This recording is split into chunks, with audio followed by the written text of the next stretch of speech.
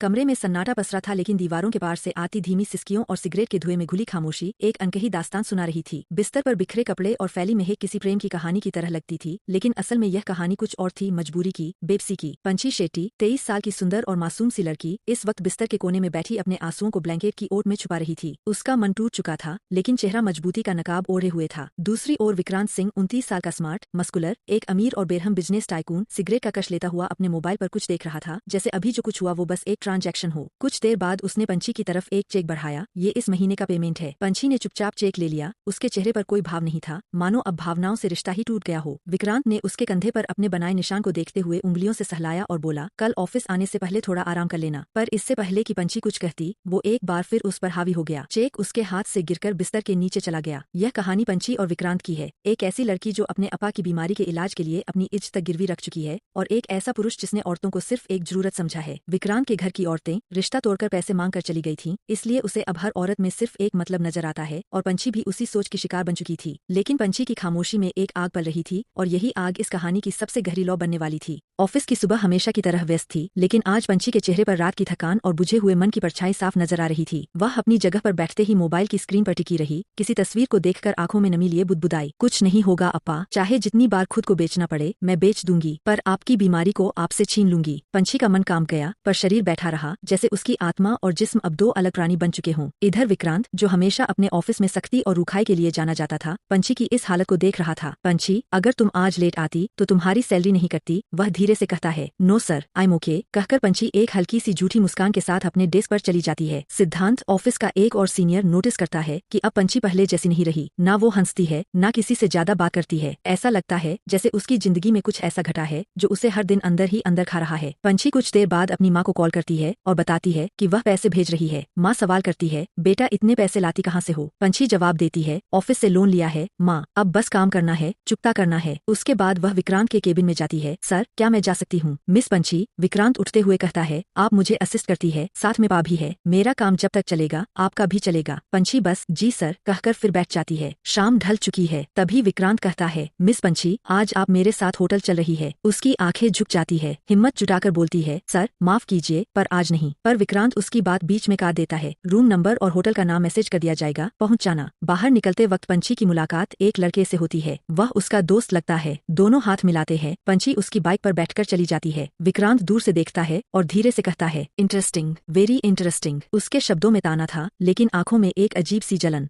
Vikrant hotel के उस कमरे में पहले से मौजूद था जहां उसने पंची को बुलाया था। वक्त हो चला था और उसकी नजरें बार बार घड़ी पर जा रही थीं। शराब की बोतल उसने खोल ली थी, एक दो पैग हो चुके थे। दरवाजा खुला, पंची अंदर आई, वही फॉर्मल कपड़े, वही शांत चेहरा। उसने बिना कुछ बोले अपना पर्स और स्कार्फ टेबल पर रखा। आज घर नहीं गई? विक्रांत ने पूछा, बिना भाव के। नहीं सर, पंची ने जवाब दिया और कुछ पल रुक कर बोली, सर कल लास्ट डेट था हमारे एग्रीमेंट का। तो क्या हुआ? तुम्हें अपनी कीमत मिल जाएगी, विक्रांत ने जवाब दिया जैसे वो कोई डील डिस्कस कर रहा हो। नहीं सर, पंची का गला भारी था, मैं इस कॉन्ट्रैक्ट को कंटिन्यू नहीं करना चाहती। विक्रांत की आंखों में हंसी उतर आई, कटाक्ष से भरी हुई। क्या हुआ? पैसे कम लग रहे हैं या अपनी कीमत बढ़ाना चाहती हो? वो धीरे धीरे उसके पास आया और उसके बालों का क्लच निकाल दिया। उसके लंबे खुले बाल उसकी कमर तक लहराए। विक्रांत ने उसके बालों की खुशबू महसूस करते हुए कहा, तुम्हारी खुशबू कुछ और ही है। कितने पैसे चाहती हो? पंची की आंखों से अब आंसू गिरने ही वाले थे, लेकिन उसने खुद को संभाला। सर, मैं बिकाऊ नहीं हूँ। ये सुनकर विक्रांत हंस पड़ा जोर से, जैसे किसी मजाक पर। 6 महीने से खरीद रहा हूँ तुम्हें, और अब कहती हो बिकाऊ नहीं हो? पंची चुप रही, फिर धीमे से बोली, मजबूरी थी सर, पिछले 3 सालों से आपके साथ काम कर रही हूँ, क्या कभी आपको लगा था कि मैं ये करूंगी? लेकिन कुछ मजबूरियां ऐसी होती है जो इंसान को खुद से ही पराया कर देती है। तो क्या फर्क पड़ता है, और पैसे कमा लो, विक्रांत ने कहते हुए उसके शर्ट के बटन खोलने शुरू कर दिए। पंची ने उसका हाथ पकड़ा, देखा उसकी आंखों में और बोली, लास्ट टाइम है सर, इसके बाद नहीं। और फिर वो खुद अपने आप को अलग कर बिस्तर पर चली गई। विक्रांत ने बोतल उठाई, एक लंबा घूंट लिया और कहा, तुम क्या सोचती हो सिर्फ तुम ही हो? हजारों मिलती है, पैसे दो तो लाइन लगती है। पंची ने अपनी आंखें बंद करते हुए जवाब दिया, जानती हूँ सर, ले आइएगा उनमें से कोई एक, मैं अब नहीं रहूंगी। अगले दिन का सूरज ऑफिस की खिड़की से झांक रहा था, लेकिन विक्रांत सिंह के चेहरे पर सुबह की रोशनी नहीं, बल्कि पिछली रात की खामोशी पसरी थी। एक अजीब बेचैनी उसके भीतर खदबदा रही थी। उसने खुद को हमेशा नियंत्रण में रखने वाला माना था, पर पंची की बेरुखी ने जैसे उसकी ईगो में गहरा वार कर दिया था। दोपहर होते होते उसके केबिन में कोई दस्तक दिए बिना ही प्रवेश करता है। त्रिभुवन सिंह, उसके पिता। अपने भारी चाल और सत्ता भरे व्यक्तित्व के साथ वे सामने वाली कुर्सी पर बैठते हैं। डैड, विक्रांत ने सिर उठाकर कहा, आप जानते हैं मैं शादी में विश्वास नहीं करता, फिर भी पिछले 1 महीने से आप बार बार यही बात दोहराते हैं। त्रिभुवन त्रिभुवन सिंह गहरी सांस लेते हैं। विक्रांत, हर बार वो नहीं होता जो तुम सोचते हो। कभी कभी रिश्ते भी एक समझदारी की डील होते हैं और ये डील तुम्हारे फायदे की है। डैड, मैं विक्रांत सिंह हूँ। पावर चाहिए तो मैं खुद बना सकता हूँ। मल्होत्रा से हाथ मिलाने की जरूरत नहीं। लेकिन त्रिभुवन सिंह मुस्कुराए। मैंने जुबान दे दी है और अगर तुम ये शादी करते हो तो मेरे हिस्से के सारे शेयर तुम्हारे नाम कर दूंगा। तब तुम पूरे ग्रुप के सबसे पावरफुल आदमी बन जाओगे। विक्रांत कुछ पल शांत रहा। उसके चेहरे पर सोच की लकीरें साफ थीं। उसे पावर चाहिए थी, इज्जत भी, और पिता की ये डील। अब उससे बच पाना शायद मुश्किल था। ओके, ऑल राइट, उसने धीमे से कहा। अच्छा किया बेटा, 6 बजे तुम्हारी मंगेतर माया तुमसे मिलने ऑफिस आएगी। त्रिभुवन बोले और बाहर निकल गए। पंछी इस बातचीत को बाहर से सुन चुकी थी। उसका चेहरा शांत था लेकिन भीतर बहुत कुछ टूटा था। शाम को जब विक्रांत ने पंछी से कहा, हम कहीं मिल सकते हैं, पंछी ने सीधे आंखों में देखकर जवाब दिया, सर, मैंने कल ही कहा था। वो आखिरी बार था। अब हम सिर्फ एक बॉस और एम्प्लॉय है। लेकिन विक्रांत वो सुनने का आदी नहीं था। शाम के 6 बज चुके थे। पंछी हमेशा की तरह शांत चेहरे और बंधे बालों में अपने काम में व्यस्त थी। उसकी उंगलियां कीबोर्ड पर चल रही थीं, लेकिन दिमाग उसी कमरे की दीवार के पार था जहां अब कुछ नया शुरू होने वाला था। दरवाजा खुला और एक लड़की अंदर दाखिल हुई। उम्र लगभग 25-26 साल, रेड नीलेंथ ड्रेस, महंगे परफ्यूम की तेज खुशबू और चेहरे पर घमंड से सजी मुस्कान। हाय माया, तुम्हारे पापा ने बताया होगा। उसने आगे बढ़कर विक्रांत से हाथ मिलाया और तुरंत गले लग गई। विक्रांत ने मुस्कुराते हुए पंछी की ओर देखा, फिर माया से अलग हुआ। 2 मिनट दो, मैं फाइल सेव कर लूं, कहकर वह लैपटॉप की ओर मुड़ा। माया सामने कुर्सी पर बैठ गई और बोली, कुछ लोगे? एनीथिंग हॉट या cold? A cup of coffee, Maya बोली, पर उससे पहले ही पंछी खड़ी हो गई। आई गेट इट सर, और वह बाहर चली गई। कॉफी के साथ जब पंछी वापस आई तब माया और विक्रांत आपस में नंबर सेव कर रहे थे। पंछी ने एक कप माया के सामने रखा, दूसरा विक्रांत के। माया ने एक सिप लिया और तुरंत चेहरा बिगाड़ते हुए बोली, यक, तुम्हारे ऑफिस में ऐसी कॉफी मिलती है? वह कप टेबल पर रख ही रही थी कि पंछी उसे संभालने को बढ़ी, लेकिन गलती से कप पंछी के हाथ पर गिर गया। आह, पंछी के मुंह से सिसकारी निकली। दर्द से उसका चेहरा सिमट गया। माया चिल्लाई, ओह शीट, मेरा पर्स, ये 8 लाख का था और तुम्हारी वजह से गंदा हो गया। पंछी ने हाथ से जलन को सहलाते हुए पर्स उठाया और बोली, आई एम सॉरी मैम, जानबूझकर नहीं किया। माया ने पर्स झाड़ते हुए उसे देखा। तुम्हारी औकात नहीं है इसे हाथ लगाने की, कहकर टेबल पर पटक दिया। पंछी कुछ नहीं बोली, बस चुपचाप अपने डेस्क पर चली गई। उसकी आंखें गीली थीं और हाथ चल रहा था, लेकिन आत्मसम्मान अभी भी सलामत था।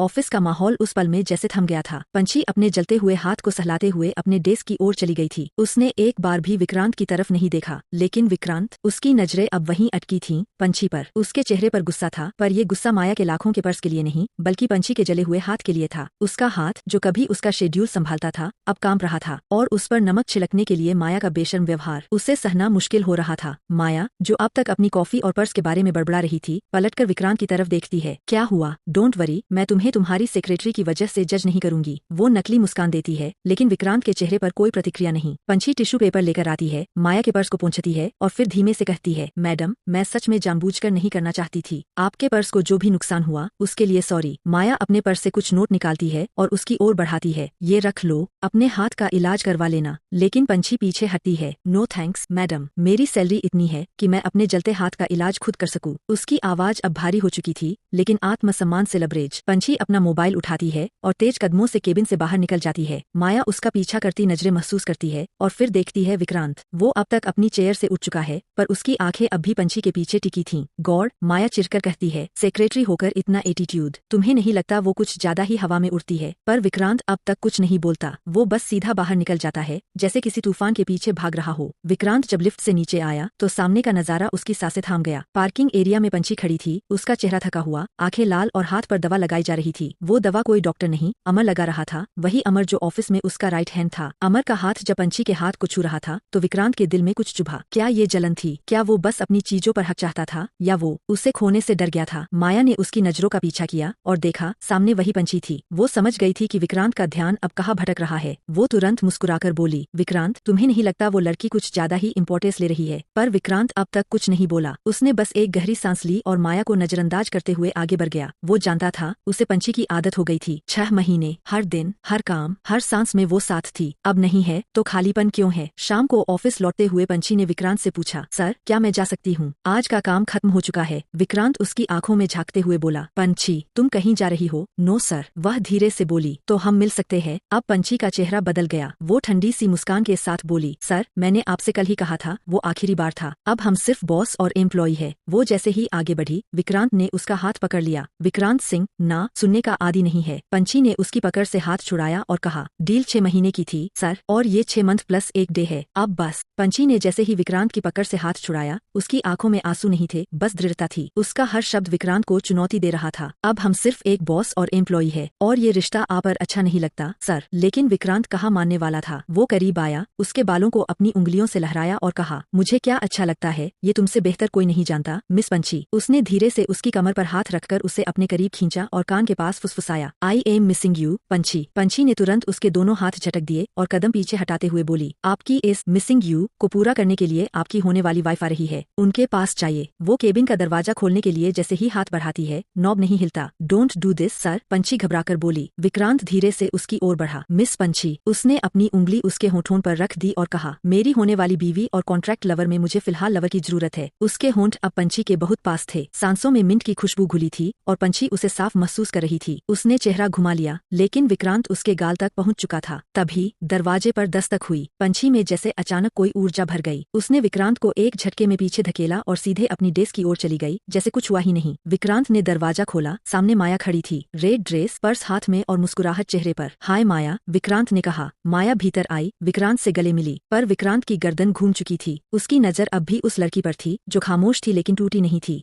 माया सामने वाली कुर्सी पर बैठी थी, पर्स को करीने से टेबल पर रखते हुए उसने नाक सिकोड़ते हुए कहा, विक्रांत इस ऑफिस में एयर फ्रेशन बदलवाओ, बहुत अजीब सी स्मेल है। विक्रांत ने कोई जवाब नहीं दिया, बस अपनी फाइल्स पर निगाहें टिकाए रखीं, लेकिन उसका ध्यान अब भी भटका हुआ था पंछी की तरफ। वो एक कॉफी मांगती है, एक कप ऑफ कॉफी प्लीज, लेकिन पंछी पहले ही उठ खड़ी होती है, आई गेट इट सर, और बिना किसी भाव के बाहर चली जाती है। वो जब कॉफी लेकर लौटती है, विक्रांत और माया आपस में नंबर एक्सचेंज कर रहे होते हैं। पंछी ने दोनों के सामने कप रखे, पर जैसे ही माया ने पहला सिप लिया, उसका मुंह बिगड़ गया। यक, इतना बेस्वाद, तुम्हारे ऑफिस में यही मिलती है। पंछी आगे बढ़ी कप लेने, लेकिन गलती से वही कप उसके हाथ पर गिर गया। आह, दर्द उसकी आवाज से बाहर आया। माया झल्लाकर चीखी, ओह शीट, मेरा पर्स, ये 8 लाख का पर्स है और इसने बर्बाद कर दिया। पंछी अब भी चुप थी, आंखों में दर्द, पर होंठ सील गए थे। उसने पर्स उठाया, साफ किया और बोली, आई एम सॉरी मैम, जानबूझकर नहीं हुआ। माया ने पर्स को चारों ओर घुमाकर देखा और फिर तीखे स्वर में कहा, तुम्हारी औकात नहीं है इसे छूने की। पंछी धीरे से पीछे हटी और अपने डेस्क की ओर चली गई। उसका हाथ चल रहा था, आंखें नम थीं, लेकिन उसका सिर अब भी ऊंचा था। माया ने फिर पर्स से कुछ पैसे निकालकर उसकी तरफ बढ़ाया, ये ले लो, इलाज करवा लेना। पंछी ने सिर उठाया, उसकी आवाज कांपती थी पर शब्द दृढ़ थे, नो थैंक्स मैडम, मेरी सैलरी काफी है अपना इलाज करवाने के लिए। मेरी वजह से आपके पर्स को नुकसान हुआ, उसके लिए क्षमा, लेकिन मैं भी कोई भिखारन नहीं हूँ। इतना कहकर वह अपने डेस्क से मोबाइल उठाती है और तेज कदमों से बाहर चली जाती है। विक्रांत अब तक अपनी जगह से उठा भी नहीं था, लेकिन उसकी आंखें वो जल रही थीं। पंछी के जाते ही विक्रांत का चेहरा एकदम पत्थर की तरह शांत हो गया, पर उसकी मुट्ठियां जकड़ गई थीं। माया उसे देखती रही और उसके चेहरे पर छाई उस चुप्पी से बेचैन होती चली गई। विक्रांत, उसने नरमी से पूछा, तुम कुछ परेशान लग रहे हो, क्या वो लड़की इतनी जरूरी हो गई है तुम्हारे लिए? विक्रांत ने कोई जवाब नहीं दिया, उसने बस धीरे से अपनी कुर्सी पीछे खिसकाई और खड़ा हो गया। माया, तुम्हें क्या लगता है? उसका लहजा बेहद सधा हुआ था, लेकिन आंखों में गहराई थी। अगर कोई इंसान किसी और के लिए अपना आत्मसम्मान तक छोड़ दे और फिर भी कभी शिकायत न करे, क्या वो सिर्फ एक बॉडी है, एक कॉन्ट्रैक्ट? माया चौंक गई। तुम्हें पता है माया, विक्रांत आगे बोला, उसने आज मुझे आईना दिखा दिया। मैंने जो खरीदा था वो शरीर था, पर आत्मा कभी नहीं। माया चिढ़कर बोली, तो अब तुम उस लड़की से शादी करोगे क्या? अपने पापा से जुबान फिरोगे? विक्रांत ने गहरी सांस ली और कहा, पावर चाहिए था माया, लेकिन अब समझ में आया, पावर तब तक अधूरी है जब तक तुम्हारे पास कोई ऐसा न हो जो तुम्हारी कमजोरी नहीं, तुम्हारी ताकत बन जाए। वो माया को वहीं छोड़कर ऑफिस से निकल पड़ा। बाहर बारिश हो रही थी। पंछी बस स्टैंड के पास खड़ी थी, हाथ में भीगा हुआ रुमाल और आंखों में अनकहा दर्द। विक्रांत उसकी ओर बढ़ा, तेज कदमों से। पंछी, वो पलटी, हैरान थी उसे देखकर। अब और क्या चाहिए? सर, आपने जो चाहा मिल गया, मैं अब आपकी जिंदगी से चली जाऊंगी। विक्रांत उसके सामने आकर खड़ा हो गया। तुम जिंदगी से जाओगी? किस हक से, जो तुम्हें मैंने कभी दिया ही नहीं? अब किस हक की बात कर रहे हैं आप? पंछी की आंखें डबरबाई हुई थीं। प्यार के हक की। उसने पंछी का हाथ थामा। मैंने तुम्हें खरीदा नहीं था पंछी, मैं खुद बिक गया था। तुम्हारी सादगी, तुम्हारी खामोशी, सब कुछ मुझे आदत बन गया। अब तुम जाओगी तो मैं खुद से भी बिछड़ जाऊंगा। पंछी की आंखों से आंसू बह चले। वो झुककर विक्रांत के सीने से लग गई। मैं कोई चीज नहीं हूँ विक्रांत, मैं भी इंसान हूँ, मैं भी टूटती हूँ, अब नहीं टूटने दूंगा। विक्रांत ने उसके भीगे बालों को छूते हुए कहा, अब सिर्फ तुम्हारा साथ चाहिए, बिना किसी कॉन्ट्रैक्ट, बिना किसी शर्त के। बारिश अब भी हो रही थी, लेकिन अब वो भीग नहीं रहे थे। वो दो टूटे लोग एक दूसरे की बाहों में अब मुकम्मल हो गए थे।